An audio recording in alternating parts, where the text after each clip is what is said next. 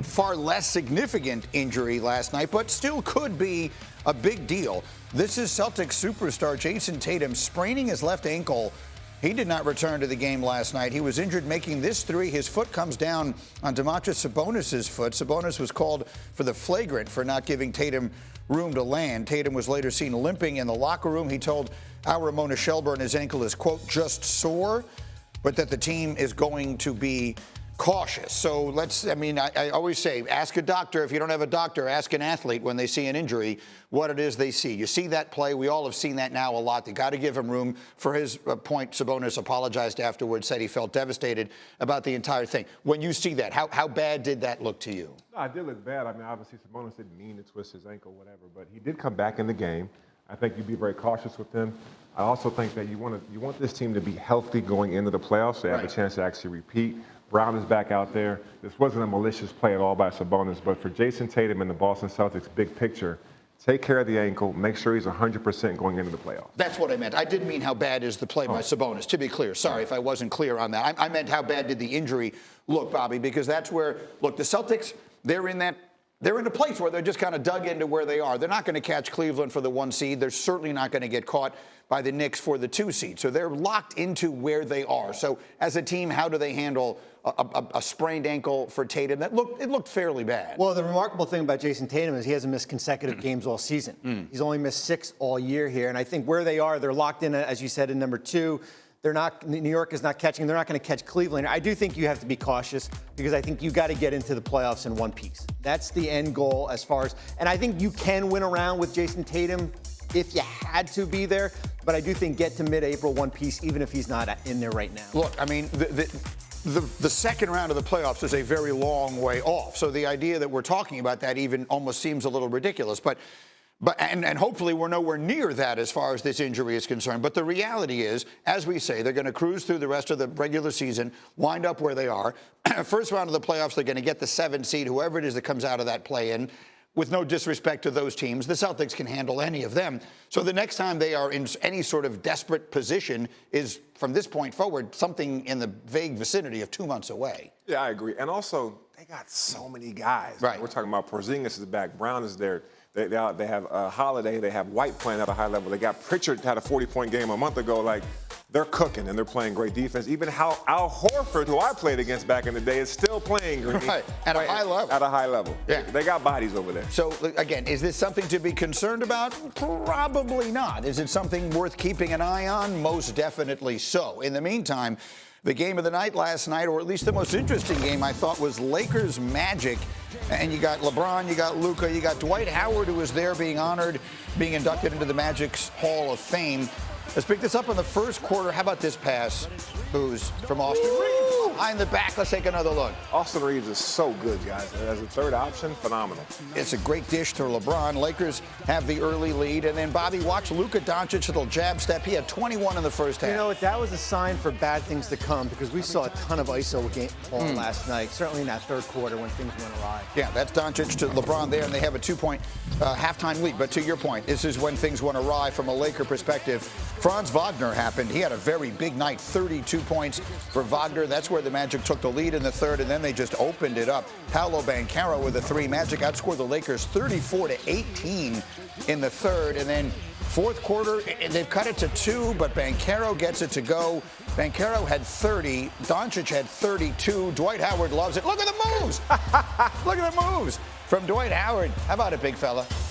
He's got the moves. He's got all the moves. Listen, he's been dancing since he got in the league. He got all the moves. He's back home. Congrats to him. Finally feted in Orlando, but of greater significance, the Magic go on to win it by a dozen. So the Lakers have lost 3 games in a row now. They've all come by double digits. Overall, they've been outscored by 72 points during the streak. They remain 1 game behind the Nuggets for third in the West. Here is what Luka had to say about this recent skid. I think we just got to look back at the way we play on that 8-game winning streak. We're physical. We play hell of a defense. And I think we just got a little bit satisfied, so we can't afford that right now. All right, so Booze, we do something on the show that we call bad game or bad sign. This is now 3 straight losses, so we'll call it bad stretch or bad sign for the Lakers? I got a bad stretch. I mean, I do think we're talking about, he'll go in the numbers in a little bit, but I do think the reason why they had this great jump from like 7th, 8th to 2nd seed, now they're in the 4th seed, was their defense. But they're giving up too many points. They gave up 70 points in the paint to the Bulls, 146 points. Last night they had a 41-15 stretch where Orlando just took the game over, ran away with it, had a nice 10 or 12-point cushion. They can't get stops when they have to get stops right now, and that's what's concerning, because if you go into the playoffs, as we all know, you've got to get stops to advance. Yeah, I mean, I think it's more of a bad sign, but it's fixable here.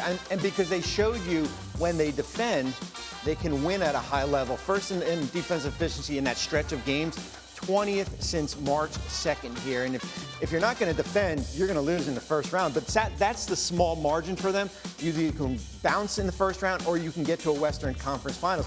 Minus 46 in transition points allowed the last 3 games. And if you're not getting back on defense, you're not talented enough. As good as Luka and LeBron are, the surrounding parts are not talented enough offensively for you to have a lapse like that. So, Booz, I haven't had you here since this trade, which obviously was of seismic proportion, kind of shook up the entire league when it happened. So from sort of a 35,000-foot view, LeBron plus Luka in L.A., what does that mean? How good can this team be? Awesome. I mean, great move by Rob Pelinka getting Luka there. He's 25 years old. He's a first-team All-NBA player every year. I think these are the 2 most cerebral guys with the ball in their hand. They think the game. They make the right play for each other. They make the right play for their teammates. They do a good job of scoring. They'll figure out how to play together. It's the rest of the pieces. Austin Reeves has been an outstanding third piece to me. I think he's dynamic.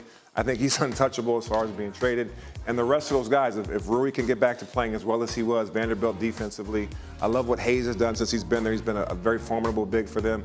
The rest of the pieces can figure it out. These 2 guys can play together. The numbers next to the teams aren't going to wind up mattering that much outside of OKC. Well, I'll say something just because looking back into my days in New Jersey, like I would almost rather have the Lakers be the 6th seed than be in that 4-5 range and face Oklahoma. I know we're looking ahead, but to avoid Oklahoma City in round 2, to basically get your shot at Houston or maybe even Memphis or Denver in that 3-6. I know they haven't played well against Denver, but I think I would rather go that way than be in that 4-5 range. Even if they can win games on the road. Right. They can win games on the road. They've shown that just to avoid that 4-5 matchup. Look, you can't really gerrymander your seat as much as you want. Let's see where the chips wind up falling. I want to show one more thing, Cindy. Can we put up A38? Because, Booz, I want you to explain what this means. Since joining the Lakers, Luka Doncic has been spectacular in the first quarter. He averages basically 11 points, 10.8 points in the first quarter of games, which is the best in the league during that span. In the other 3 quarters, he averages just under 17 points per game, and his shooting numbers fall off precipitously. I can guess what that means, but why would I guess when I have you here? When you see that, what does it mean to you? It means to me he wants to score right away. In the beginning of the game, he wants to put his fingerprints on the game and get buckets and get to the line, whatever that case may be. Throughout the rest of the game, it feels like he's facilitating, and then his offense is a secondary. And maybe he's even deferring a little bit to LeBron James, which we've seen that by other players that play next to him as well. But I will say that for them to go far, he's going to have huge fourth quarters. There was a stretch in that third quarter when the game got away where, as Booz said, he deferred. As far as there was a couple plays, he had 2 guys in the corner looking for guys, passed the ball there, missed 3-pointer. That led to transition baskets. And I think to that point, he kind of lets the game dictate itself here, and it may be deferring a little bit too much when he needs to probably. So it's not about him getting tired as the game goes on? I don't think so. I mean, listen, in Dallas, you had probably a little bit better pieces around him. I know you do have LeBron, but I still think he's trying to figure this out. Mid-season trades are the hardest things to do because you're basically learning this offense on the fly. And trying to figure out where do everybody fit? Where do I get Austin Reeves the ball? Where do I get Dalton Connect the ball? Where do I get Hayes the ball? LeBron's going to do his thing. I think he just got there. He is still figuring it out, but can he figure it out in time for the playoffs? We're going to find out. We've got about a month before that happens. Bottom of the hour, back on Get Up. Anthony Davis back for the Mavericks as they face the Nets in Brooklyn. He's on a 28-minute restriction. Bobby Marks, you were there last night. He would score the first 2 buckets of the game. Yeah, they made it priority to get in the basket right off the get-go here. 4 points in the first few minutes here. Certainly, I think his ability to pass the ball, too. There you see a layup there, but he had a few assists here. I called it a cardio game. Basically a 26-minute exercise, and nobody got hurt in this game. The Mavericks had a 14-point lead. The nobody getting hurt, obviously, is the key part. Now let's run the floor a little bit. Spencer Dinwiddie throwing it up. Kai Jones throwing it down.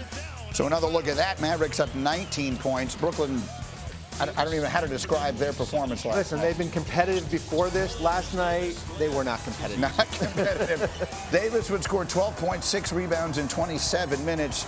And the Mavericks are going to win it 120-101. Time for our expert review, which is brought to you by Tax Act. What were your thoughts, Bobby, as one who has worked in teams, front offices, and all the rest of that? Just on the principle of, I think a lot of people in America saw that yesterday. Anthony Davis coming back and thought, well, why exactly? Well, what was your reaction? What people are equating it to is from 2 years ago. Remember when they shut Luka and Kyrie down at the end of the year to jockey themselves to get a lottery pick? I think they're still going to get a lottery pick. I think that's the reality. I think from Anthony Davis, he's looking at it, man, we got 8 guys out there. And if I'm 90% healthy, I'm going to go out there and play, and at least it's a minutes restriction. I don't think he plays tonight, which is against the Knicks here. Yeah. But I think it is good to see him out there. It's funny because, listen, they've been the piñata. I mean, they've been a piñata here. And I think just to have him out there to show this is what we got as part of the trade and this is what it could be for next year. It's not about this year. It's about next year. Well, there's been so much bad luck. Whatever it is you think of the trade. Well, look, I haven't had you here. Is it too early to say the Lakers won? Oh, stop. Stop. Stop what? Stop. The Lakers won the trade. The Lakers won the trade. That's not even a debate. No, the Lakers won the trade. They got Luka Doncic, 25 years old. The future of the Lakers is secured after LeBron. They won the trade. All right, so let's go back to that then. You're a longtime former player in the league. I mean, so well known, all that kind of stuff. You still follow very closely everything that's going on. You wake up that Sunday morning and you see that trade has taken. What was your reaction to it? I was like, wow. Yeah. RP is a genius. That's how Rob Pelinka's a genius. I mean, and in this case, he was a genius for just answering the phone. I mean, if we are to believe the way this story is told, right? They just called him up and just said, "Hey, I'd like to make this trade, and you're the only person I'm talking to about it." Well, and the beauty of it too is, and I'm actually writing an article right now with basically what the other 28 teams could actually have offered. Oh, and I mean, there's give me a little sneak peek. When does it come out? Right when they play in Los Angeles, April 7th, I think. Okay. Listen, there's a list of the guys. You can go, would Boston have offered Jaylen Brown? Would Cleveland have offered Darius Garland and Jared Allen? I mean, there's a list of players. They're all hypotheticals here. And I think they set the bar so high last year when they get to an NBA Finals, and then you trade a 25-year-old generational player, and now they're just competing to get into the play-in. I mean, that sets itself. I understand when you look on paper how it looks and the mindset. And Nico Harrison said, well, look how Cleveland has put their roster together. The 2 bigs, Mobley and Jared Allen. This is what we want to do with AD and Derek Lively here.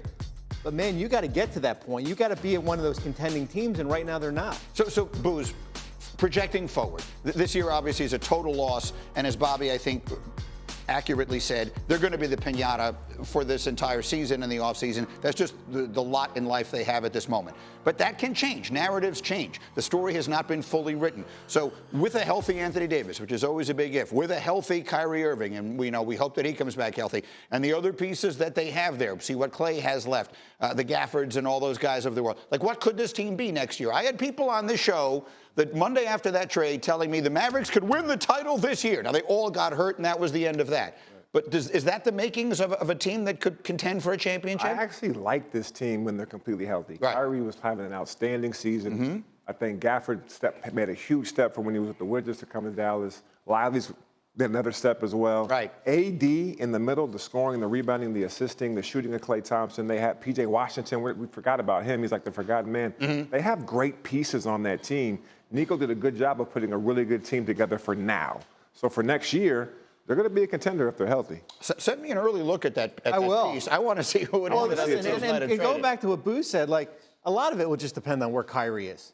He's coming off the ACL, certainly when he comes back, as far as how he fits in, at least for that 3 quarters against the Rockets when AD's first game, like, that's who they could be. But the big question will always be, we could have got more. They should have got more, which I think they should have. Well, it was a great half hour. Boy, did they have a great 30 minutes. What a half hour they had. We are our ESPN Wednesday doubleheader. I'm having trouble talking today. Our Wednesday doubleheader will have Luka and LeBron and the Lakers visiting the Pacers at 7:30 Eastern. And then the Celtics take on KD and the Suns. NBA Countdown tips our coverage at 7 Eastern.